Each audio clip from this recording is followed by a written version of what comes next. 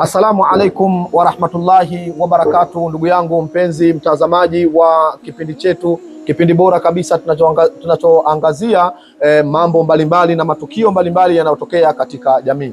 Na leo biidhnillahi alkarimu tupo katika mkoa wa Kigoma hapa katika nchi yetu ya Tanzania. Kigoma kama mnavyoifahamu inafahamika kwa vitu vingi sana, ikiwepo ziwa Tanganyika, kilimo mahususi kabisa cha mafuta ya mawese pamoja na zile sabuni tunaita sabuni za vigwanji. La shaka fihi, ikiwa wewe ni mwenyeji wa Kigoma utakuwa unanifahamu mimi vyema na unanifahamu mimi vizuri kabisa, na kama ulishawahi kutembelea Kigoma sina shaka ya kuwa unalifahamu vyema ziwa Tanganyika. Lakini leo katika kipindi chetu hichi tuna moja katika mkasa mkubwa kabisa uliotokea katika ziwa hili Tanganyika takribani wiki moja iliyopita. Mkasa huu umemtokea kijana mdogo kabisa ambaye anajishughulisha na masala mbalimbali ya uvuvi wa samaki katika ziwa Tanganyika. Kama mnavyofahamu, katika ziwa Tanganyika huwa mara nyingi kuna mikasa mbalimbali ama kuna vitimbwi na vibwaya mbalimbali vinatokea, na moja katika mambo yaliyotokea makubwa ni kuzama kwa boti kwa upepo mkali uliotokea katika ziwa Tanganyika,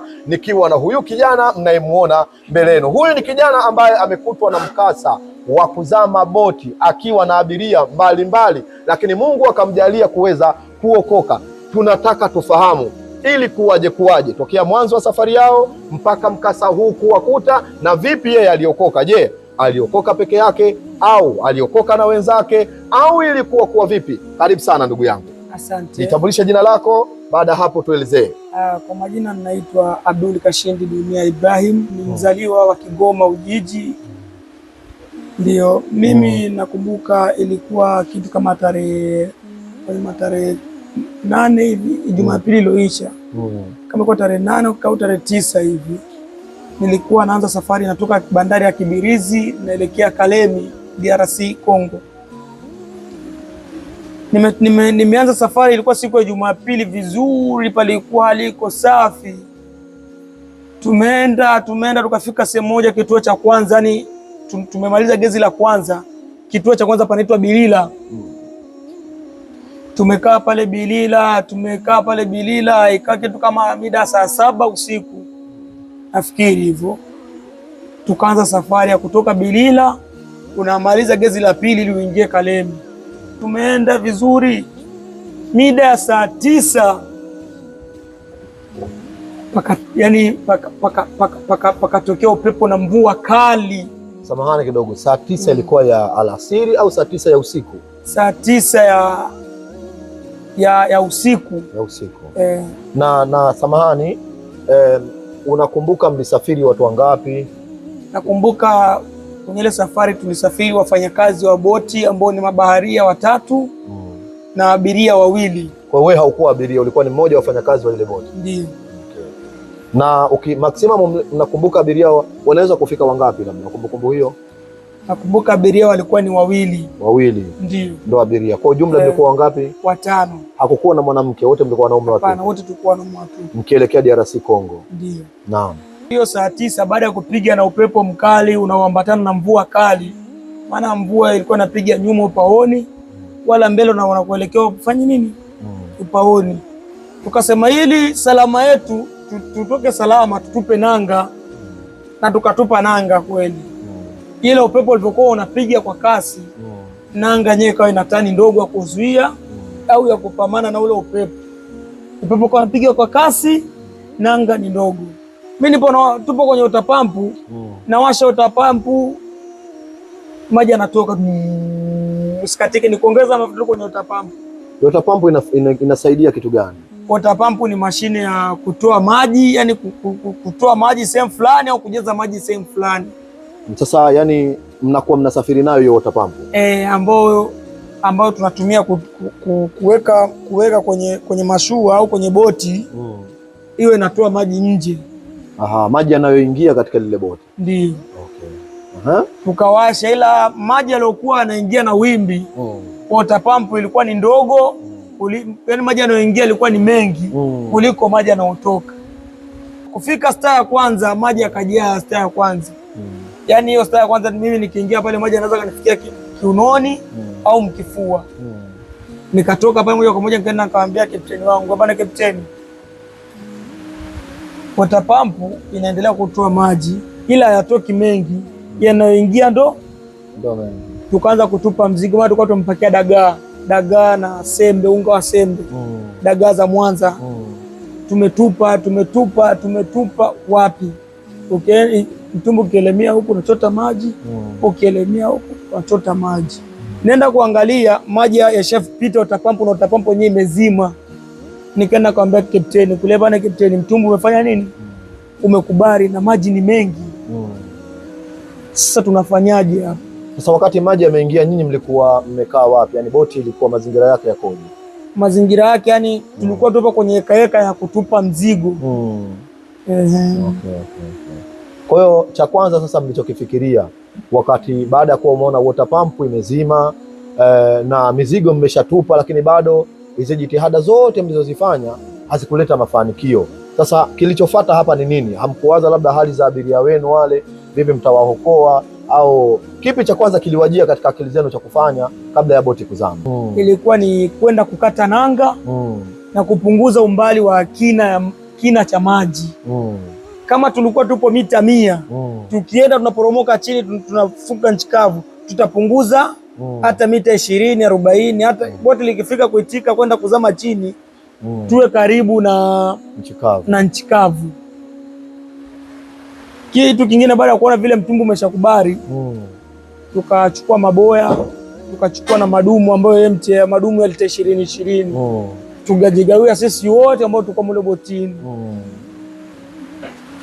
Kila mmoja akakamata dumu kwa niaba kama boya vile. Ndio. Aha, kwa maana ukikamata dumu ukiwa katika maji hauwezi kuzama. Ndio.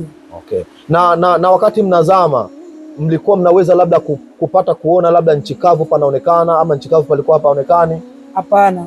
Nchi kavu tulikuwa tunapoona baada ya radi kupiga na ile mianga kutoka mwanga mkali, ndio unapoona milima ile. Unajitahidi kuogelea, kwa maana mlikuwa mkitumia umeta ule wa radi kuangalia milima iko wapi. Naam. Lakini sasa je, unapokuwa umekamata lile dumu ukajitosa katika maji, una hakika gani kwamba, kwa sababu pale si unakuwa unafuata mwelekeo wa maji, ama ni wewe unaweza kucontrol dumu ikakupeleka unapotaka?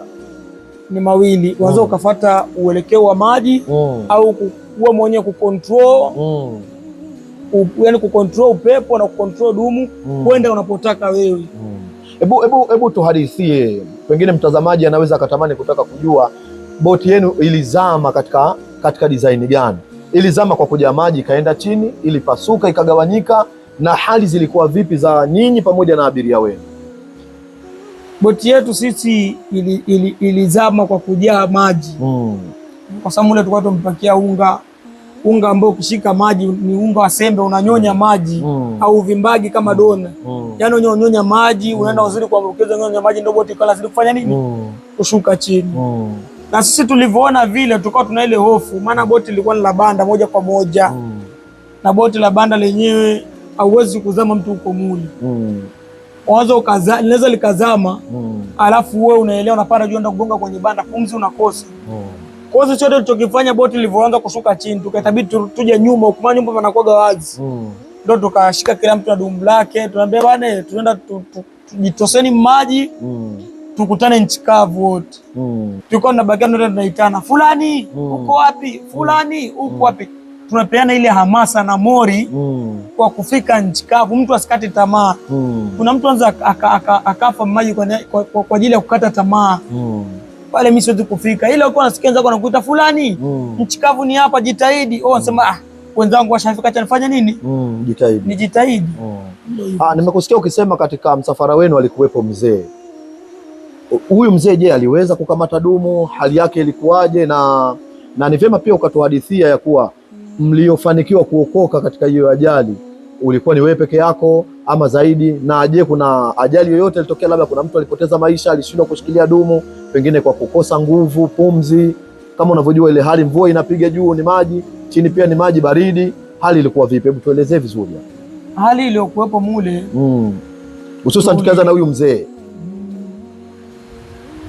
Hali iliyokuwepo mule, maana tulipona ni watu 4 katika watu wangapi? Watu 5.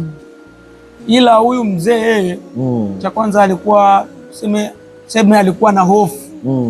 Alafu wale ndugu zetu upande wa pili wa Kongomani kuna watu wanaitwa Mushi, Wabembe, nini, Wambote, wamekaa kimatabaka. Kuna wale wanaoishi kando kando ya ziwa na wale wanaoishi milimani. Yule mzee sasa yani tuseme jamii yake ilikuwa ni kutoka milimani, ambao watu wa milimani maji hawajafanya nini? Hawajazoea. Ila mojawapo kilichomuondoa yule mzee ni hofu na uzoefu. Sababu si tupo tunaogelea, tupo tunasikia mtu anapiga kelele yule mzee ila kwa ni maji, kila mtu anaokoa nafsi yake. Hauwezi ukatoka ati kwa kuwa mimi ni nini niende nikaokoe nafsi ya mwenzangu au niende kamuokoe mwenzangu, akato mwana unategemea kwanza kujiokoa wewe. Ndio hivyo. Sawa, kwa maana katika harakati za kujiokoa na hamkufanikiwa kuokoa chochote katika vitu ambavyo mlivyoenda navyo.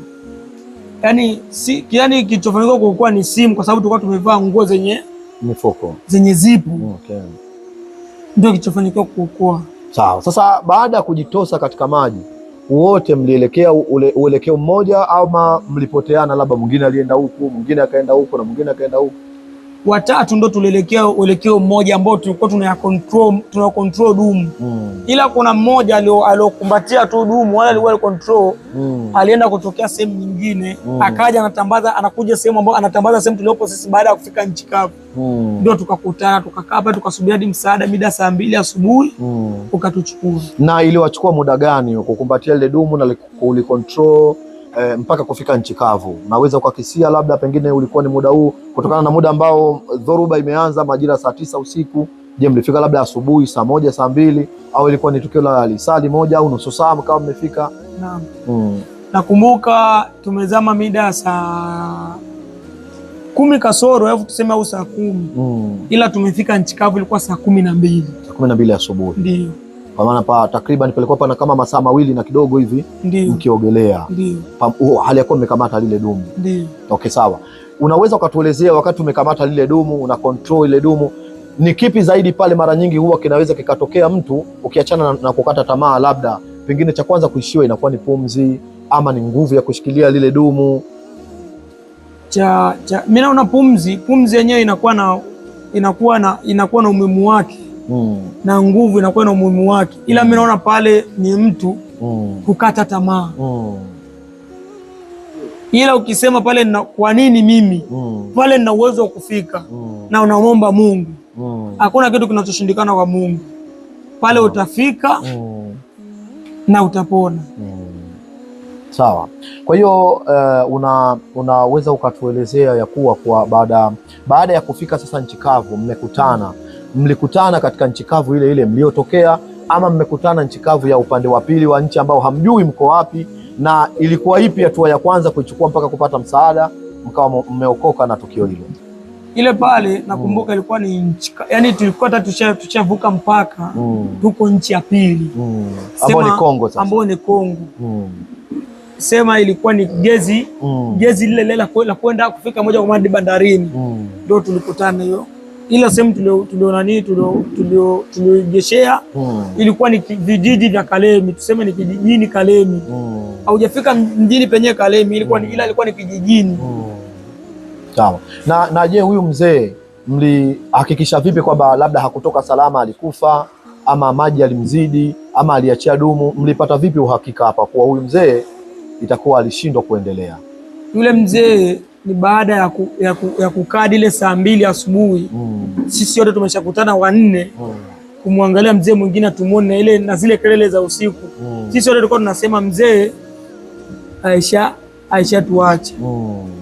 Kingine mzee wetu kilichomuondoa ni pesa. Yani yeye alikuwa hajijali sana, anajali pesa.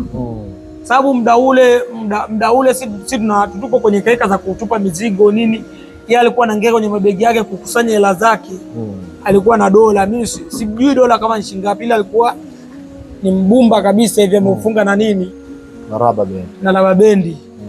Haitukujua ni shilingi ngapi.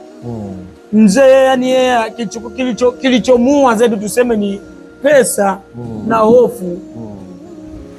Sababu muda wote alikuwa akikaa na iwaza hela yake. Kila akikaa na iwaza hela yake, ndio kilichomuua. Kwa hiyo ina maana mzee huyu alishindwa kukumbatia dumu vizuri kwa sababu ya kudhibiti pesa yake. Ndio. Kwa hiyo hatimaye akajikuta pesa inashindwa kuokoa maisha yake, akaachia dumu ambalo huenda kwa idhini ya Mungu lingeokoa maisha yake. Ndio. Poleni sana. Lakini unaweza ukatuelezea katika hili ziwa Tanganyika, wewe una muda gani tokea umeanza hizi shughuli za usafirishaji za kutoka sehemu moja kwenda nyingine, na je, hii ndio dhuruba yako ya kwanza ama ilisha kukuta dhuruba nyingine kubwa zaidi ya hii, ama hii ndio mara yako ya kwanza?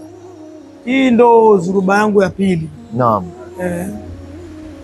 Nakumbuka kama ilikuwa 2019 hivi. Nimeacha shule muda huo, nilipewa suspension mpaka bodi ya shule ikae. Sema nikawa nimeacha shule moja kwa moja, nikaanza kujihusisha kwenye ziwa Tanganyika rasmi. Nikawa napiga tipu zangu, natoka hapa naenda Masunuka huko, nanunua mkaa naleta mjini nitafute 100-200. Sasa ile siku moja tumetoka hapa Forodhani hapa, tumepakia miti, tumepakia mafuta, soda, nini, inaenda huko Marasini. Huko tulikutana na upepo. Nakumbuka hata ilikuwa ni masika, ile upepo mkali, Nyamori. Mtumbu tunaenda ti kwa mtumbu mdogo ambao tulikuwa tunafanya kazi na watu 4 ambao na watu wengine kukusanya mizigo nini, wako kaji. Mtumbu ubao ulichomoka, tuko gezini, ikaitabidi tuchukue mashuka yetu, nguo, tuanze kuziba. Ila ikusaidia kitu, maji yalikuwa shakuwa mengi, tulikuwa tupo mbele ya kambi ya Bulombola jeshini. Maji yakawa ni mengi, tukazama pale, yani tulizama kule. Msaada sasa ndo ukatoka kijijini. Mimi nilikaa juu ya miti ya ndalai, au nyinyi mnaitaga mirunda. Ndio nimekaa juu ya mirunda kwenye maji ya zamagi. Nimekaa hivi. Nimekuja kupata msaada ule usiku, mitumbu ya vipe ndio imeniokoa nishia nchi kavu asubuhi. Na unaweza ukatuelezea labda ziwa Tanganyika mnapokuwa mnasafiri wakati wa usiku lina maajabu gani ya kutisha? Yani mambo gani labda pengine unaona haya sio mambo ya kawaida katika hali ya kawaida mtu kukutana nayo? Kuna vitimbi labda huwa mnakutana navyo wakati mkisafiri usiku ziwani? Vitimbi labda tuseme unaweza kukutana na upepo, mawimbi makubwa, wimbi ambalo unaona wimbi linazidi mtumbu wenu, wimbi kubwa sana. Na huwa labda kuna elimu mnatoa kwa abiria wenu kabla ya kuondoka, jamani, ikitokea adha mawimbi makubwa ama adha ya upepo, hatua ya kwanza ya kuchukua, mchukue hatua 1, 2, 3? Sisi tunachokifanya kwanza, ikitokea adha ya mawimbi ya upepo, tunakuaga na maboya ya kuwapa abiria, life jacket. Okay. Tunawapaga life jacket za kujikinga au kutahadhari na upepo. Ndio. Shukran sana ndugu yangu, mpenzi wangu, mfuatiliaji wa kipindi chetu hichi katika chaneli yetu ya Faidika TV. Haya yalikuwa ni machache yaliyosemwa na kijana ambaye alinusurika katika ajali ya boti iliyobeba takriban watu 5.